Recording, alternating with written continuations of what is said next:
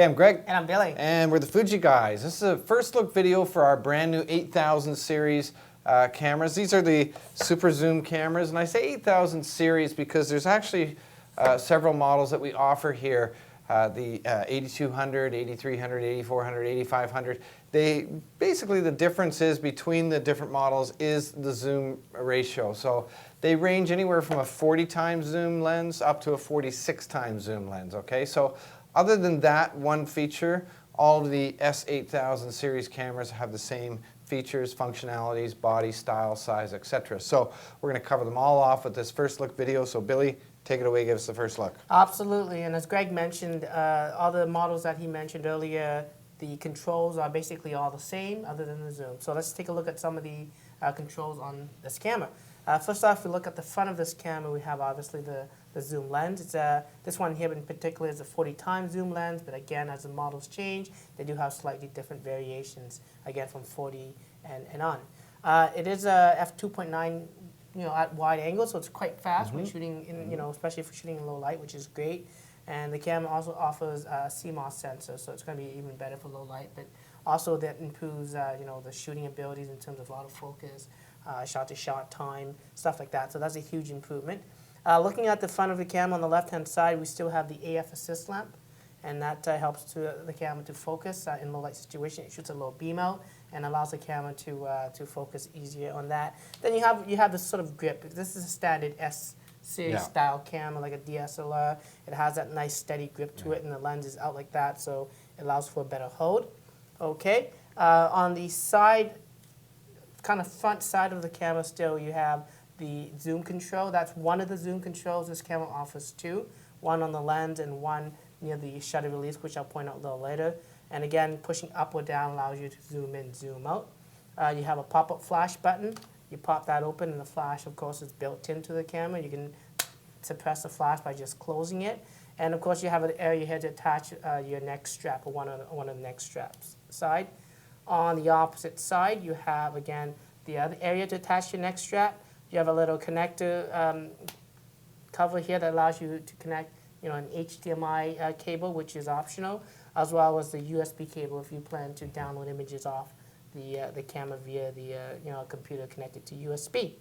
Okay, and again, you have that little rubberized grip on the handle, which makes it nice. And also there's a rubberized grip on the lens as well, which is nice to see.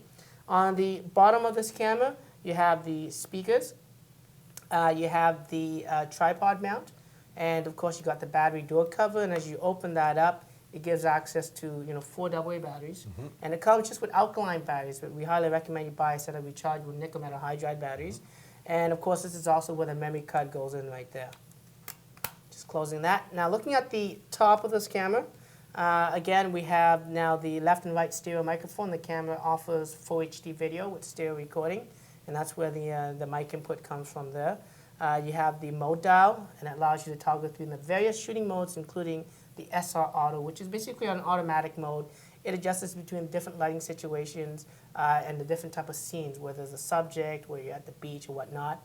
In addition to that, the great thing about these style cameras is that it actually offers full manual control. So you have controls over aperture, shutter speed, and even full manual control. So if you really want to get into photography, this is a great start for you, and it allows you to have that low control. And as you get better and better, you kind of end up going off of auto and using these controls more. You also have things like the panoramic mode.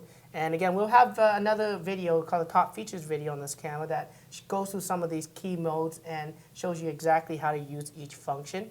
Beside that, you got the on and off switch. Just holding it down for a few seconds switches the camera on, and then pushing it again, it turns it off.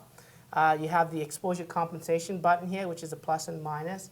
And in addition to that, if you're in the manual control modes like aperture, shutter, you can push that button to toggle between the adjustment of aperture and shutter speeds. You got your access to your continuous shooting button here, which once you push it in, it goes through several bracketing modes as well as high-speed shooting modes. So if you want to do some sport action shots and you want to take the guesswork away of capturing things like that, you can push that button and it brings up the screen so you can toggle between the different shooting options. You got your shutter release button, pushing halfway down pre-focuses and all the way down takes the photo. And then you got your initial zoom controls right on your thumb, as you can see right there, zooming in, zooming out. And in addition to that, like I said, on the side you have that other zoom control. So if you plan to do videos, perhaps you can use the zoom control on the side, and you can actually adjust it for speed so that this one can be very fast going in and out, and the opposite can be a more slower zoom. And so when you're doing videos, it's a lot more steadier when you're filming things like that. Now looking on the back of this camera, we have of course the nice 3-inch LCD screen.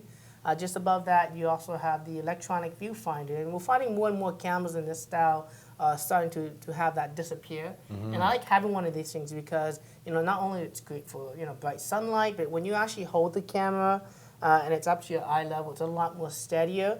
And it's definitely the way you want to take photos, especially with the long zoom camera. As anything you can do to keep the camera as steady as possible, that's going to be a key thing to look for.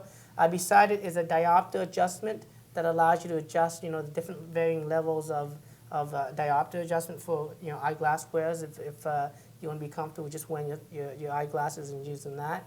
You have your EVF LCD toggle button that jumps between the LCD or the EVF screen. So you don't have to use the EVF all the time if you don't want to. If you want to use the LCD, definitely you can do that as well. Perhaps when you're shooting, close-up macro shots or even down low, it makes them sometimes a little easier to shoot just with the LCD screen. But again, having both options is great.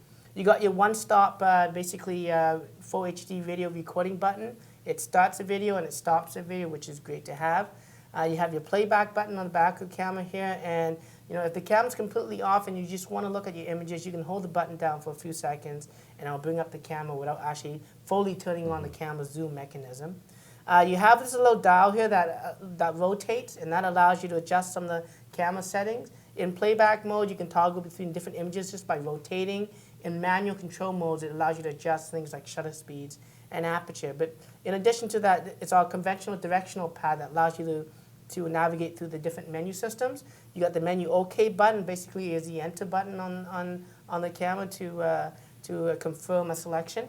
The directional pad, again, navigates the screen, but also in the shooting mode, doubles as quick access to things like the various flash modes, the self-timer, the macro, and also even a function button that you can set up and customize to quickly access, a setting like ISO controls or white balance controls or whatever you like to configure. Now, in the playback mode, pushing up on that directional pad also acts as a quick instant delete button.